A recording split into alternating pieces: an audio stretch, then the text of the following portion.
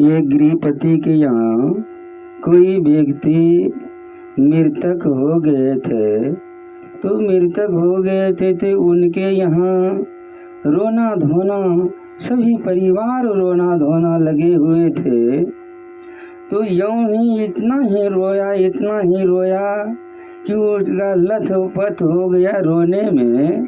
तो उधर से एक साधु बाबा जिस प्रकार से हरे राम बाबा आ रहे थे, तो गिरिपति देखा कि बाबा आ रहे हैं, कुछ क्षमा करेंगे, कुछ दया तो अवश्य करेंगे।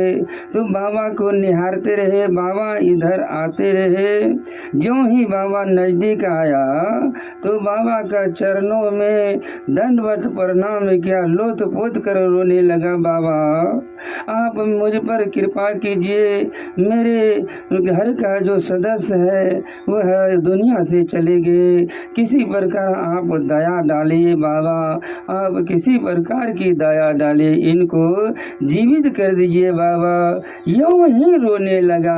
बाबा भी तो दयालु, बाबा तो पहले से ही दयालु रहते हैं। बाबा जब बाबा सत्संग में जुड़ते हैं तो बाबा तो स्वयं दयालु होते हैं। तो बाबा आस्थिर हो करके आसन ग्रहण किया और बाबा कहने लगा, उन गृहपति को कहने लगा, देखो एक जुक्ति मैं बतला देता हूँ। क्या है जुक्ति, बतलाइए, जल्दी बतलाइए बाबा। बाबा कहते हैं, देखो तुम एक मुट्ठी रैचा लाओ, और रैचा लाओगे तो यह जीवित हो जाएगा। घर में तो तुरंत तैयार हो करके रैचा लाने के लिए चले जाने लगा। तो बाबा कहते, ठहरो, एक शर्त है, तुम रैचा उसी घर से ला सकते हो जिसके घर में कोई नहीं मरा हो, उसी का घर से एक मुट्ठी रैचा लाना। तो कहा, ठीक है बाबा, आपका मैं आदेश पालन करता हूँ। उछल कर गया, पड़ोसी के यहाँ गया, कहता, दीदी आपके यहाँ रैचा है, एक मुट्ठी रैचा हमको दे दीजिए। मेरा पति जो है, मेरा बेटा स्वर्ग यहाँ से दुनिया से चल बसे हैं, सो दीजिए आप एक मुट्ठी रैचा दीजिए, दीदी रैचा दीजिए।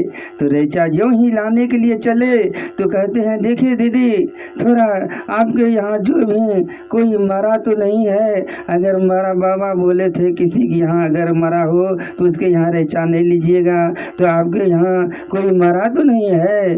तो कहते हैं, नहीं, ये हमारे यहाँ तो दादा परदादा सभी मरे हुए हैं। कहा कि देखो, मैं आपके यहाँ रैचा नहीं लाएंगे, रैचा कोई दूसरे के यहाँ लाएंगे।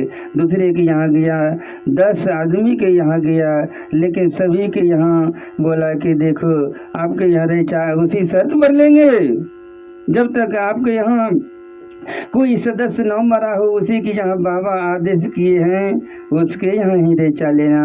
तो नहीं, मेरे यहाँ भी तो नाना परनाना मामा सभी मरे हुए हैं, दादा परदादा बाबा सभी चले गए हैं दुनिया से।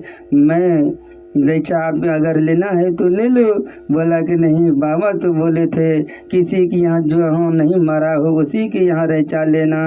वह तो हार गई, रैचा मांगने के लिए हार गई, क्योंकि 10 घर गए, 10 घर में ऐसा हुआ, लौटकर बाबा के, हरि राम बाबा के चरणों में लौट गया। कहा कि बाबा मुझे रैचा किसी के यहाँ मिला तो जरूर, लेकिन सबों को यहाँ मृतक मिला, सभी के यहाँ मृतक मिला। तो बाबा तो एक संकेत देते हैं।